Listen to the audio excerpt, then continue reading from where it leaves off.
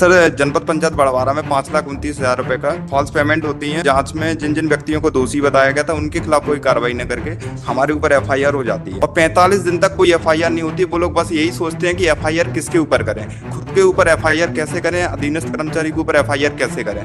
45 दिन तक वो यही सोचते रहते हैं कि एफआईआर किसके ऊपर करें और एक षड्यंत्र पूर्वक हमारे ऊपर एफआईआर दर्ज कर देते हैं। आपने वहाँ पहले अप्रोच किया था? सर मैं तो जेल के अंदर बंद था, 2 साल बाद अभी छूट के आया। तो हम तो ट्रायल भी फेस कर रहे हैं सर, हम सस्पेंड भी हैं। एफआईआर सारी की सारी हमारे ऊपर होती है। हम 6 एफआईआर झेल रहे हैं। निलंबन से बहाल हुए हैं आप? नहीं हुए सर, 2.5 साल से सस्पेंड है।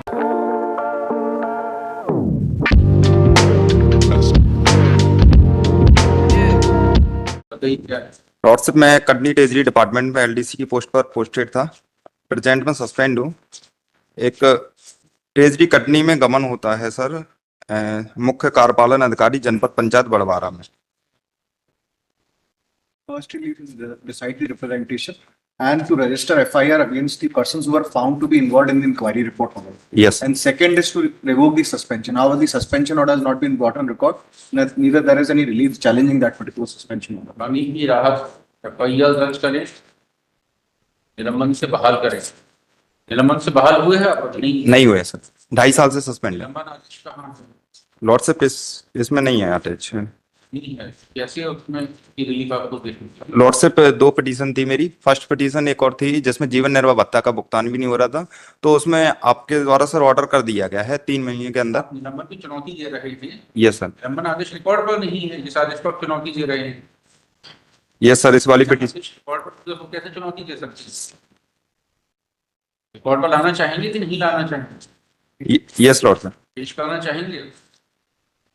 जी लॉर्ड सर। लॉर्ड साहब वैसे भी हमारा ये वाला जो सबमिशन है वो डिसाइड हो गया है। एक और हमारी और पिटीशन थी, उसमें आपके द्वारा डिसाइड कर दिया गया है, जिसमें जीवन निर्वाह भत्ते का भुगतान और सस्पेंशन। Yes sir. सस्पेंड किया है। Yes. क्या समस्या है कि नहीं है? Yes sir. है ना? यस। सस्पेंशन ऑर्डर रिकॉर्ड पर नहीं है। जी। लाना चाहेंगे उसको पेश करना चाहेंगे? इस वाली पिटीशन में सर वैसे भी सर वो ऑलरेडी डिसाइड हो गया, तो मैं नहीं चाहता इस वाले में। नंबर 1 का बताइए क्या है? सर नंबर 1 में जो इन्वेस्टिगेशन रिपोर्ट लगी हुई है सर, पेज नंबर 31 से पेज नंबर 34 तक। पेज नंबर 33 में उन रिस्पॉन्सिबल पर्सन के नाम लिखे हुए हैं जिनके खिलाफ एफआईआर दर्ज होनी थी, और इस इन्वेस्टिगेशन में हमारा कहीं भी नाम नहीं है सर। हम एलडीसी हैं और वो भी ट्रेजरी डिपार्टमेंट के। ट्रेजरी कटनी। यस। क्या हो गया पैसे? ट्रेजरी सर जनपद पंचायत बड़वारा में 5,29,000 रुपए का फॉल्स पेमेंट होती है, वो किसी अन्य के खाते में चली जाती है। उसकी जब जांच होती है तो जांच में जिन जिन व्यक्तियों को दोषी बताया गया था उनके खिलाफ कोई कार्रवाई न करके हमारे ऊपर एफआईआर हो जाती है, और जबकि हमारा इन्वेस्टिगेशन ने कहीं भी कोई भी नाम नहीं पाया था कि हम वहां से पूर्णतः दोषी हैं। कहीं भी हमारा कोई नाम नहीं आया इसमें सर। पेज नंबर 33 खंड का नंबर 6, 32 खंड का नंबर 6 है, मैं पढ़ना चाहूंगा सर। संचालय कोष एवं लेखा मध्य प्रदेश शासन द्वारा समय समय पर IFMI इसके अंतर्गत MPTC 2020 के सहायक नियमों के अंतर्गत अधिकारी वेरीफायर क्रिएटर द्वारा पासवर्ड की सुरक्षा करने, पासवर्ड को किसी और के साथ साझा नहीं करने के निर्देश हैं। पासवर्ड की सुरक्षा से संबंधित कर्मचारियों को उत्तरदायित्व सौंपे गए हैं। साथ ही पासवर्ड पॉलिसी का कठोरता से पालन करने के भी निर्देश हैं।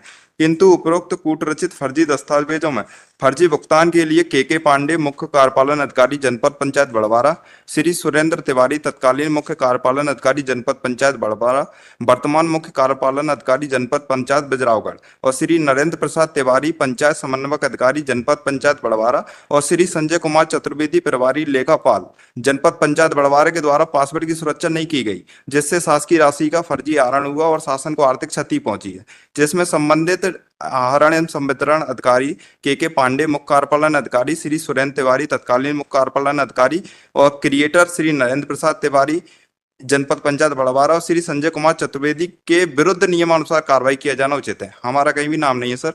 ऐसे ही सर कंडिका नंबर 7 में जो ट्रेजरी से रिस्पॉन्सिबल थे उन व्यक्तियों के नाम है। ट्रेजरी में मैं पोस्टेड था, बट हमारा कहीं भी नाम नहीं।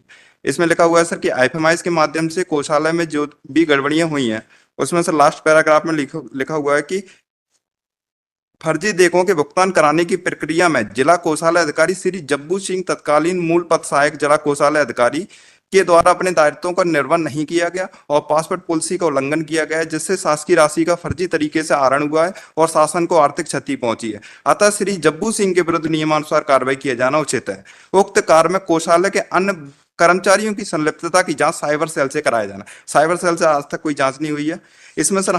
पूरा जांच प्रतिवेदन में अंतिम पैरा में तक हमारा कहीं भी नाम नहीं है। और सर पेज नंबर 35 पर लगा हुआ है जिसमें एफआईआर के लिए लिखा गया है। एफआईआर में लिखा हुआ है कि खाता धारकों और दोषी व्यक्तियों के विरुद्ध एफआईआर दर्ज कराई जाए। पर खाता धारकों और के विरुद्ध एफआईआर होती है और दोषी व्यक्तियों में हमारा नाम नहीं है और हमारे ऊपर एफआईआर होती है। एक चीज और सर इसमें बताना चाहूंगा कि एफआईआर दर्ज करने की कलेक्टर साहब का आदेश होता है 5/4/2023 को, और 45 दिन तक कोई एफआईआर नहीं होती। वो लोग बस यही सोचते हैं कि एफआईआर किसके ऊपर करें, खुद के ऊपर एफआईआर कैसे करें, अधीनस्थ कर्मचारी के ऊपर एफआईआर कैसे करें। 45 दिन तक वो यही सोचते रहते हैं कि एफआईआर किसके ऊपर करें, और एक षड्यंत्र पूर्वक हमारे ऊपर एफआईआर दर्ज कर देते हैं 45 दिन बाद। ऊपर स्वर्णाक्षरों में नाम से सबसे पहले ही है, देखिए। जी सर, हाँ कंटिका नंबर 2 में लिखा हुआ है सर। हाँ, श्री चतुर्वेदी द्वारा अपने कथन में ये बताया गया कि तकनीकी रूप से सहायक कोषालय कर्मचारी श्री धीरज सिंह सहायक के द्वारा किया जाता था और धीरज सिंह द्वारा जिला कोषालय अधिकारी के बिल रिसीव किए जाते थे। मैं प्रथम स्वीकृत अधिकारी हूँ। और लेखापाल ने बताया कि अक्सर धीरज सिंह के पास जनपद पंचायत के भुगतान में आ रही समस्याओं का निराकरण किया जाता था, इसीलिए डीडीओ क्रिएटर के पासवर्ड धीरज सिंह के पास रहते थे। Yes sir. Sir point number 2 में ये आया, हम सब चलाते आप थे और सब लोगों ने आपको पासवर्ड दे रखे थे, इसलिए बाकी कोई खिलाफी कार्रवाई का आदेश हुआ नहीं लॉर्ड साहब हमारे पास नहीं था। इन्होंने ये अपने कथन गलत बताया सर। पेज नंबर एक बार देख लीजिए।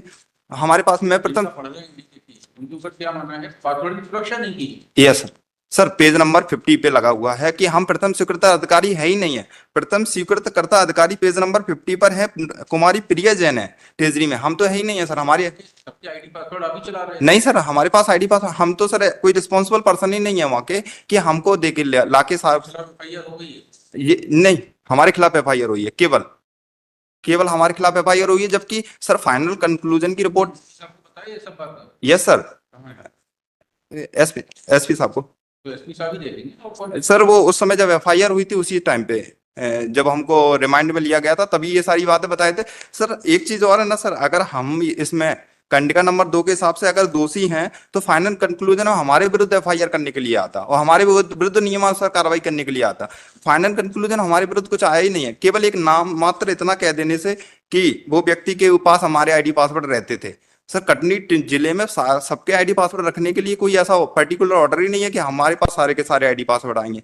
और क्यों देकर गए वो हमको आईडी पासवर्ड? कभी हमारे पास आईडी पासवर्ड नहीं लेकर आए। ये तो स्वयं पासवर्ड की लिखित में देता है कि आईडी पासवर्ड आपको दिए जा रहे हैं, ऐसा कभी होता है? सर बट उन्होंने आईडी पासवर्ड दिए हैं, इस बात का भी तो कोई सबूत नहीं है कि इन्होंने ये तो होता है सर। इन्होंने तो सिर्फ अपने बचाव के लिए बोला सर। फिर भी इन्होंने ये कथन भी गलत दिया। इन्होंने बोला है कि धीरज सिंह स्वीकृतकर्ता अधिकारी थे प्रथम, और जितने भी फर्जी बिल हुए मेरी आईडी से हुए ही नहीं है, एक भी फर्जी बिल मेरी आईडी। कब हुई है बताइए?